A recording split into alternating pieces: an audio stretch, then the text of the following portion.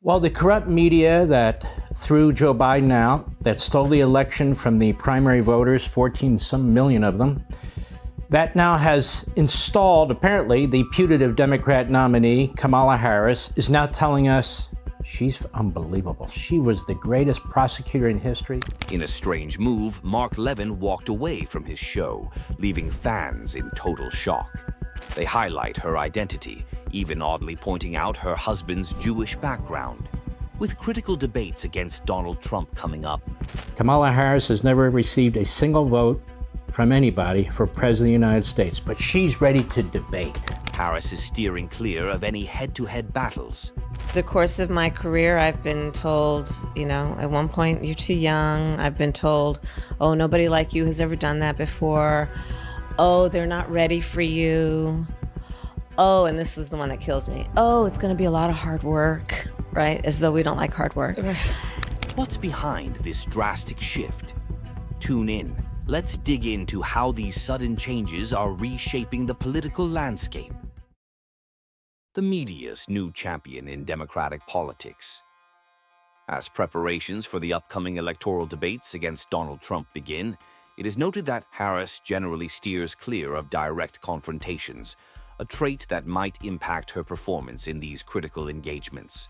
As the campaign heats up, there's a rumor that Harris is planning a big announcement, one that could change everything.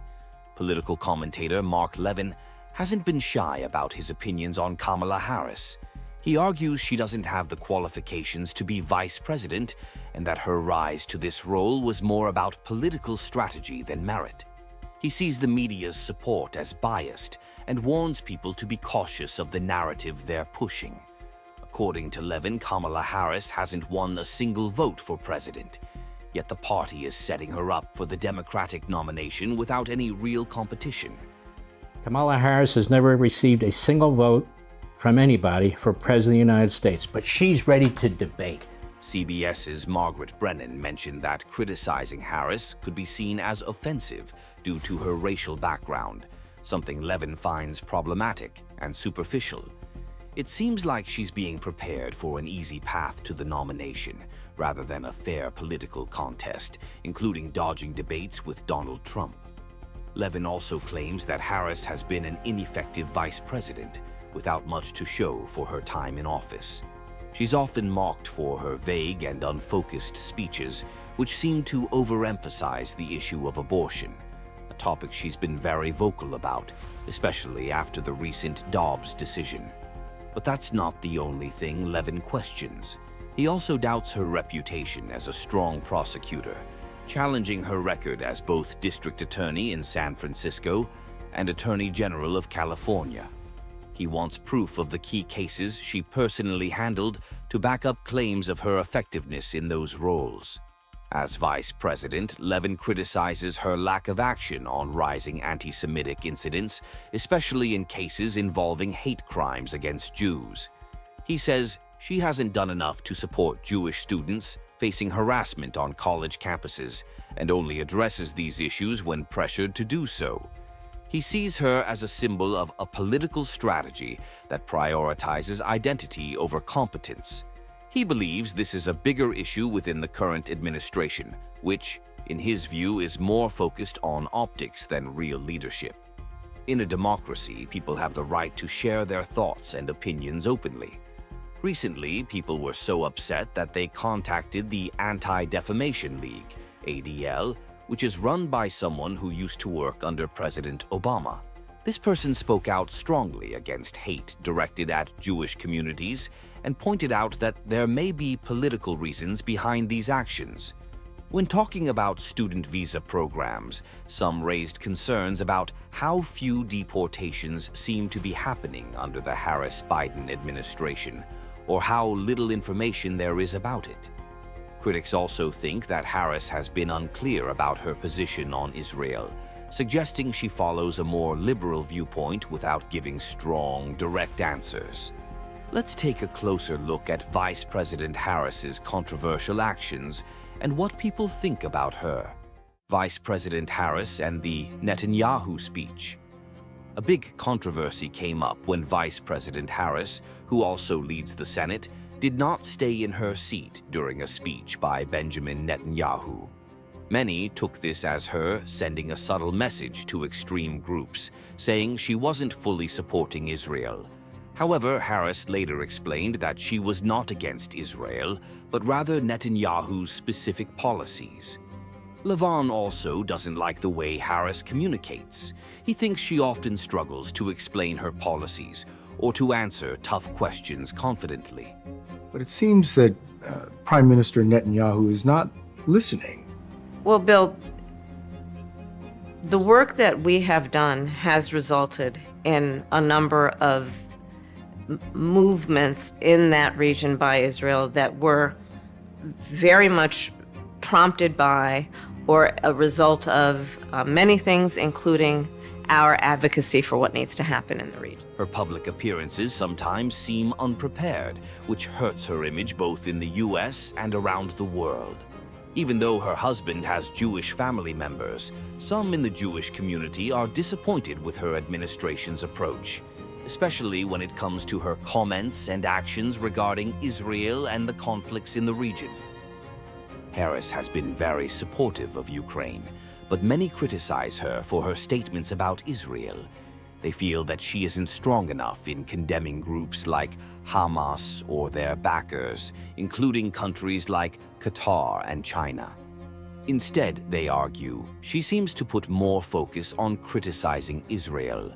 Levin also talks about Harris's past as a prosecutor and her current views on criminal justice. He says her changes in opinion show that she may be more interested in political gain than in sticking to her beliefs, which is troubling for someone in such a high position. So overall, critics like Levin see Harris's actions and statements as a series of mistakes and mixed messages, making people question how effective she is in her role and whether her positions are truly genuine. Kamala Harris often talks as if people won't see through what she's saying. Even when she's in interviews that are supposed to be relaxed, her answers don't really challenge her. The questions are so simple that they might as well ask if she prefers morning walks or evening strolls. Even her sit-down interview with Oprah Winfrey didn't seem like a serious discussion. It felt more like a gentle conversation rather than a real interview. Ever since Joe Biden took a step back, Kamala's struggles in managing key issues like the economy and border control have become more obvious. Yet, she still seems to be treated with more leniency than most politicians. Unlike others before her, she didn't have to campaign hard in states like Iowa or New Hampshire. And unlike Donald Trump, she didn't face tough press conferences or direct questions. She often avoids addressing hard topics like the policies on China or Russia. Instead, she sticks to well-rehearsed phrases. She often talks about how much she loves the country, which is something anyone in her position would say, but it doesn't offer much substance. Her campaign team keeps using the same old slogans from previous campaigns, which seems to go against what she said before about the country's problems. They seem to think that big donations to her campaign will be enough to drown out Trump's messages about bringing back prosperity and stability. But if she wins using this strategy, it might set a new trend where voters are kept in the dark and elections become more about famous faces than real debates. While Trump is known for being blunt and often rude, the real issue Laura Ingraham sees is how Kamala dodges the real concerns of the public. She doesn't talk about the rising cost of living or the struggles many Americans face. Instead, she sticks to feel-good phrases that don't address real issues. Next, we see how Kamala Harris handles tough topics in her interviews. Laura's take on hollow interviews. Laura criticizes her interviews as being more about charm than real discussions.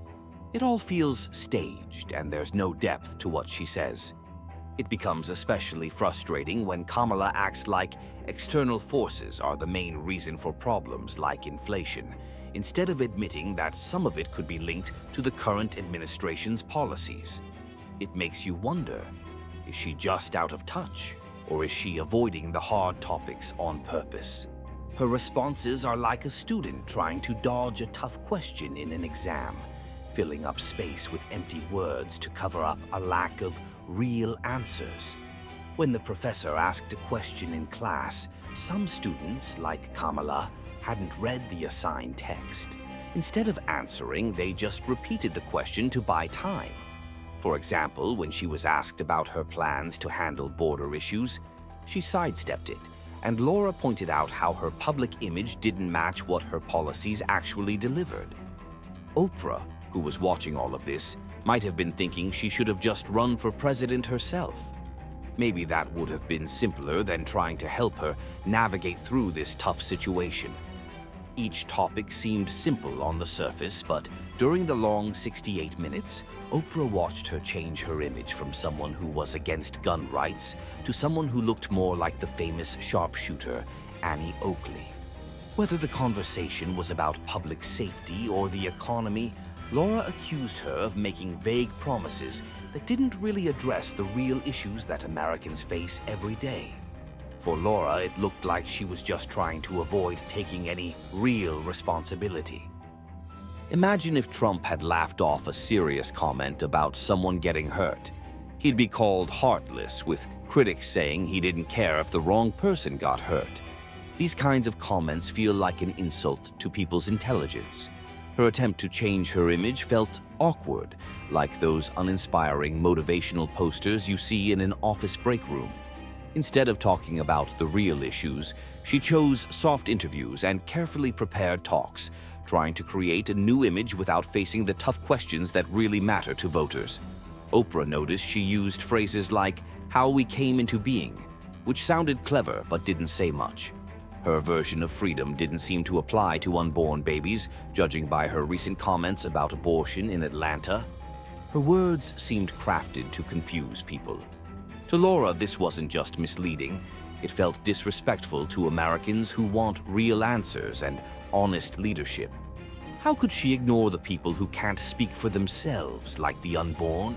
This comes across as condescending, especially to women who are struggling more now than they were 4 years ago, less safe, poorer, and more worried about the future. Her team of well-paid advisors and experts think that women only care about abortion. Laura, on the other hand, doesn't hold back when criticizing what she sees as her shallow tactics. We also see the wealthy elites who oppose Trump, like billionaire Alex Soros and Mark Cuban, who just can't seem to understand why Trump still has so much support. Laura highlighted how Kamala avoids the hard questions by sticking to scripted answers, trying to distract from her lack of real accomplishments. This approach, Laura argues, doesn't just show poor leadership, it's also a sign of ignoring what everyday Americans really care about. Kamala prefers controlled environments where she only gets easy, pre-screened questions. Meanwhile, millions of dollars go into anti-Trump campaigns and legal battles, and there's even more funding for groups that constantly attack him. Trump isn't just up against these opponents and their money. He's also facing global elites who want a weak U.S. president, someone who puts international interests above America's needs. Now, we turn to how the media and security concerns are handled around a former president, behind the scandals. So what does this mean for Americans? Laura says they deserve better, someone who can face tough questions and not hide behind friendly media or celebrities. This kind of approach isn't just avoiding the issue, it's creating a false picture of competence while ignoring the harsh realities of failed policies. It's a shame, really, because she should have seen that question coming. It was so obvious. In the wake of 2 assassination attempts on a former president, one might anticipate a substantial increase in security measures. However, observations and discussions in various circles reveal that such enhancements are notably absent unless the current president is involved, raising concerns and frustrations among the public. These feelings are amplified by the expectation that authorities should have been better prepared for such serious threats. In the realm of media, Harris Faulkner of Fox News stands out.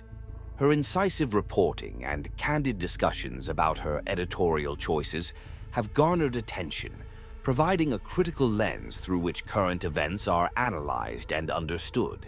This has led many, including commentators online, to express their dismay at the lack of immediate and effective action in situations that clearly demand it. It's tough to trust the Secret Service to look into its own actions when they won't even reveal who they're investigating. Fortunately, whistleblowers are speaking out, and more reports are coming to light. At one rally, security was poorly handled by Meredith Bank, who ended up in the wrong spot and got caught in the confusion she was supposed to prevent. She keeps calling Trump a constant threat, which echoes what many Democrats say and could put him in more danger.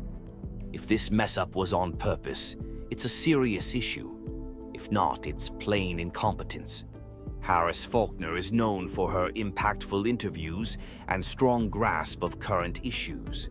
When faced with criticism, she didn't hold back, warning of the risks of such accusations. She asked people to stop painting Donald Trump as a threat, especially given the attempts on his life. Despite these warnings, the White House press secretary keeps calling Trump a risk.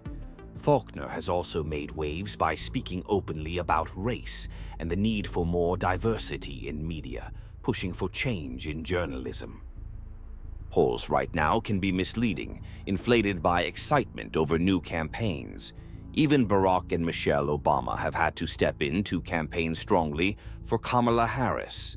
This shows how race and representation debates are still very much alive, which Faulkner often brings up in her shows. With no detailed public information on Meredith Bank, there are doubts about her experience, especially considering some of her previous promotions seem to be based more on diversity initiatives than actual qualifications. This extends to the way political events are reported, where missing experienced anchors changes the tone of the coverage. High-profile endorsements and slanted media coverage are also coming under question. At a time when equality is a national discussion, Faulkner's views resonate with many, underlining how crucial diverse perspectives are in shaping what the public thinks. More people are talking about the need for better diversity in the media. On Fox News, Faulkner had a big conversation about the progress and struggles that African Americans face today. It's frustrating to see how the media sometimes fails to meet expectations, especially during a recent conference in Chicago that needed a much bigger space. Even though it was supposed to be a gathering for journalists, it felt more like a political event. There's a worry about listening to over 50 experts, especially when their advice affects our economy and safety. Their record of mistakes might explain some of the major issues we see today. Gutfeld talks about free speech and political correctness in a relaxed style, making tough topics easy to follow. On the other hand, McAnany takes a more structured and serious approach in her political commentary. Finally, we discuss the promises and challenges faced by Vice President Harris as election pressures build, the reality behind his pledge for accountability. During one discussion, Biden promised to act quickly against anyone in his administration who didn't perform well. But so far, that promise hasn't been fulfilled. This raises questions about who we should really listen to and which past mistakes should be addressed to prevent future problems. It's concerning to see society becoming more lenient towards people who may have entered the country illegally. After a recent debate, some commentators were quick to say that Vice President Kamala Harris came out on top. But undecided voters weren't so sure. Even though she shared some broad ideas to solve the country's big issues, many wanted more details. And while her supporters were expecting Trump to face legal hurdles, those didn't really happen, making his campaign smoother than expected. But that's not the most surprising part. Nate Silver's predictions show Trump might actually win. His latest polls suggest that Harris has a tough road ahead in several key states. Silver even gave Trump a 62% chance of victory, pointing to challenges in each battleground state. This has caused tension among Democrats, with the Clintons already gearing up for a fierce fight. Gutfeld keeps using humor in his political commentary, making fun of both politicians and the media. His mix of comedy and sharp insights helps shine a light on how theatrical politics can be. As a co-host and late-night show host, he often points out the over-the-top behavior in political discussions, showing how much of it is just for show. And here's the funny part. A recent televised speech by President Biden had people joking about his appearance, saying he looked like he had a spray tan. Even though there's a lot of buzz around these debates, many people are still undecided. A Reuters poll showed mixed reactions, showing just how uncertain things still are and how hard it will be for Harris to win over the voters. But this is far from the end of the story. Things could still change dramatically as the campaign heats up. Harris Faulkner, a well-known journalist for her thoughtful and sharp reporting, recently made an announcement that caught everyone off guard. With her usual confidence, she spoke on an issue that could resonate with a lot of people. Whether this is something personal or work-related, it's clear that it might start new conversations and affect her fans and critics alike. Harris criticized conservative policies and public figures like Donald Trump, mentioning what she sees as unfair coverage by the media. She pointed out that if people are having a tough time financially, they probably won't be convinced by the overly positive news stories, which she feels aren't realistic. She described a political event where big names like Barack Obama and Michelle Obama were showing strong support for Kamala Harris. Meanwhile, Kamala was attending a fundraising event in Wisconsin.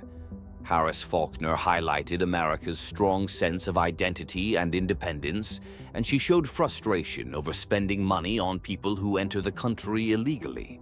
She also questioned the experts who advise on the economy and national security, suggesting they often make mistakes, which might explain some of the policy issues.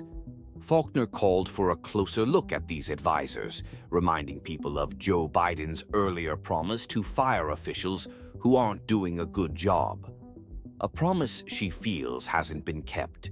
Moving on to crime policies, Faulkner raised concerns about how criminals are sometimes treated more leniently compared to how tough life is for victims.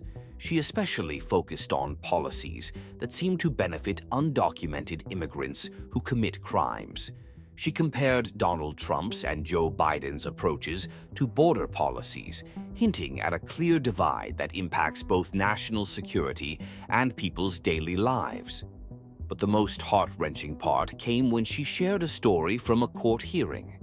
A mother had to face the person who hurt her daughter, showing the emotional toll such situations have on families and society. If Faulkner's critique is justified, are we too numb to the real issues? Like, comment your thoughts below, and don't forget to subscribe for more.